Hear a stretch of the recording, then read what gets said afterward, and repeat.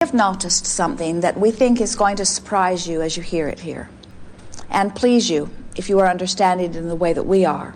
And that is, the resistance of your planet today is not greater than it was prior to September 11 events. It's just about different subject now. Can you hear that? In other words, that's a really significant thing to hear, because what that means is the contrast is doing what it always does. It is clarifying the focus of desire. So desire is shooting out of all of you. Source energy is answering that desire. And the resistance is not greater than it was before. It's just about different subjects. So the net result is an advantageous experience for all who allow it to be that for them. We're just wanting to sort of soften the blow of all of that before we move forward. Now, coming back to the specifics of your question, give it to us again here. Well, it has to do with the individuals who were affected directly and who died during that attack. And with the concept that at some level we choose when we're going to die, that in one sense you've said over and over again that there is no real, that every death is a suicide. In the sense that it is always chosen. Yes. Vibrationally, yes? Yes. So I guess I'm trying to capture that idea. When one person dies in an accident, I can see that, or I can understand it. But the magnitude of the number seemed to be overwhelming that concept. It's an interesting thing. When you contemplate, there were early reports that the occupation of just those two buildings was how much? Several 20,000 or... And the number of those who are missing or already discovered as dead is 6,500, something like that. And so even as you are measuring those statistics, you're realizing that something was afoot. In other words, as you begin to hear stories of people who were supposed to be there and weren't, Right. It is our knowing that if you had access to the personal history of everyone involved, it would be easier for you to receive the answer that we're going to give you here. Now, as you're looking for these vibrational matches, the thing that's tricky about it is that there's a tendency to assume that everyone who makes their transition in a situation like that must not have been vibrating where they were wanting to vibrate. And that is not an accurate assumption either. In other words, when you think about the World Trade Center itself, and you acknowledge that it has been a target before, that there have been experiences there before where trauma has surrounded it before, then it's not difficult to understand that some who are there may be still offering some similar vibration around that. When you think about the turmoil that has been happening around the airlines, when you think about the air rage that has been pulsing, in other words, as you have access to specific information about many factors that all culminated in that, as you address it from your knowledge of law of attraction, suddenly things come more into clear view. Now, since it is not possible for us to take the time to identify the energy of every person, and yet we know it is awkward and uncomfortable for you to just take at face value our words that say law of attraction is always unfolding exactly in accordance with the laws of the universe. In other words, there is never an exception to that. Pinpoint, if you can, in light of what you've just heard from us here, your greatest confusion about this. I think it's just the magnitude of numbers, which I realize. I think it's just the enormity from. We're not wanting to diminish the importance of this, and we are certainly not wanting to be disrespectful of that which has happened. But there have been far greater numbers that have made their transition simultaneously than that on many occasions due to cataclysmic events, earthquake activity, volcanic activity. But the biggest difference here is that when it happens of something that you call natural causes, where an earthquake causes a city to tumble down, there is not blame that is immediately associated. In other words, the energy of your planet goes more to the reconstruction and more to the soothing, where in a situation like this, where it feels to so many that there is so much blame to be pointed, that it serves as a stronger, longer catalyst for some to be disconnected. But as far as the transitioning into the non-physical, what is your question about that? I don't have a question about it, now that you have put out these comments to me.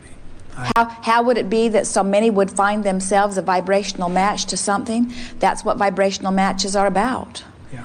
The thing that most do not realize is that all of the elements that have culminated in that exaggerated experience have been percolating. In other words, it has been in the making. In other words, you don't just wake up one morning and be vibrating happily ever after and then walk into a situation like that. It does not happen that way. You don't just wake up one morning vibrating happily ever after and find yourself working in a building where previous bomb threats have even happened. There's a sensitivity that is within you that when you are connected to source energy, you're sensitive. Sometimes, especially in the beginning, when people think in terms of connecting to source energy, wanting source energy to be a sort of guidance, there is a sort of implied belief that says something like, oh good, now I have guidance. I will be able to watch out for buildings falling down, or I will be able to watch out for pitfalls that might be uncomfortable for me. But as you connect with source energy, what you begin to notice is that source energy is not guiding you away from catastrophe. Source energy is always calling you toward the well-being that you've been asking for. But the big question that we've been asking in this workshop for some time is, but are you listening? Are you receiving? Are you following? And so many of our physical human friends are not reaching for what feels best. They have learned to endure the uncomfortable, and so they are not really keenly aware of their guidance system. Our friend earlier is talking about his supreme sensitivity to energy, and it is no wonder that that is happening with many of you, because the energy is moving so quickly in these days. So Jerry and Esther have been asked by many who have been close to them, because they've been saying for the last several months, we've decided not to fly. And they purchased this monster bus to move about the country in. And last year, they flew some long flights and drove the bus to many others. But this year, when they established the schedule, Jerry established it so that it did not require even one flight. And even as he's scheduled for next year, he scheduled it so that it did not require a flight. So people are saying to Jerry and Esther, did Abraham tell you that this was going to happen? And so you were just wise enough to stay on the ground so that there would be no possibility of any trouble? And they said, no, not at all. We were not running away from catastrophe. We just wanted the comfort of being in control of our own experience. We spent too many extra hours in layovers in the airport. There were too many flights that were canceled that didn't feel comfortable to us. And each time that happened, a rocket of desire shot out of us that said, we want to find a way that we can get around and see all of these people that we love and have these workshops that we feel are of value and have ease about it at the same time. And so the ideas kept unfolding that were leading them to something that felt better and better and better. So what we're getting at here is that as you become sensitive to feeling good, and feeling good becomes your ultimate desire, and you are willing to follow the thoughts and actions and words that feel good as you are speaking them or thinking them or performing them, what happens is you never find yourself, if you're selfish enough to always reach for what feels good, you never find yourself numbed enough that you don't recognize the... Now what happens with many is that even when they get close to something, in other words, all of you could potentially be on your way, even in this moment, to something that would not please you. But what happens is, the closer you get to the culmination of something that does not please you, the more you begin to feel the vibration about it. And so the more you are then be able to make your statements of desire and gently bring yourself into alignment with what you are wanting. And so when something like this happens, we would say that without exception, those that are having the experience are a vibrational match to it. Now, it is not difficult for you in some cases to recognize the vibrational match. And in the cases where you cannot figure it out, we would not spend too much time trying to figure it out, but we would spend time trying to accept the fact that there is a vibrational match in there somewhere. There are some who are very close to pure positive energy, who are exhilarated about the idea of moving on, who did not specifically have things that were calling them here in a very powerful way. In other words, there are endless intentions that are a part of all of that. Sometimes when you look at the fireman or the policeman and you say, it is an extraordinary tragedy, and we say, but are there any among you that are a closer vibrational match to that than those who have made it their life's work to be in the midst of all of that? And you say, yes, but still, it doesn't sound right. Certainly they would not have intended to have an experience like that. And we say, it is not possible for anyone to know what anybody else is feeling or wanting about something. As you watch the funerals and you see the feeling of pride and the feeling of appreciation, there are many very well-intentioned and very well-meaning and very well-acted emotions that are within all of you that add up to these events, you see. So sometimes when something like this happens, and then Abraham says, or anyone who understands law of attraction says, there are no accidents, everything is a vibrational match, then sometimes students of deliberate creation begin to worry because they're not all that sure where their vibration is. How do we know how we're vibrating? And we say, it is our promise to you that you would know. There is not one of you in this room that could have been moving toward an experience like you're describing here and not have some sense of either being powerfully called somewhere else or at least being slowed. In other words, you would literally feel your feeling of at oneness with whatever that activity is. And even as we were talking earlier to our friend about not trying to orchestrate all of it, to just get in a happy place and trust that the universe will orchestrate it, so that there are trains that are late, or there is delay in traffic, or there is something else that is necessary, or there is a telephone call that comes, or there is an impulse or a thought that takes you someplace else.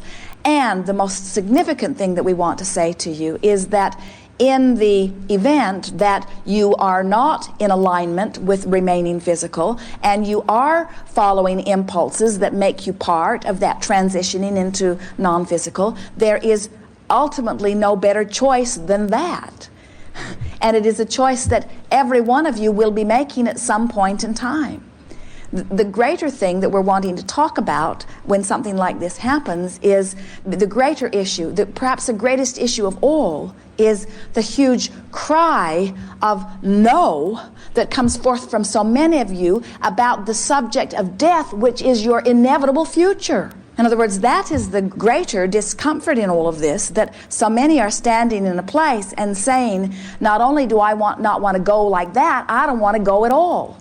In fact, most people are not saying necessarily, I don't want to go like that, because what a way to go.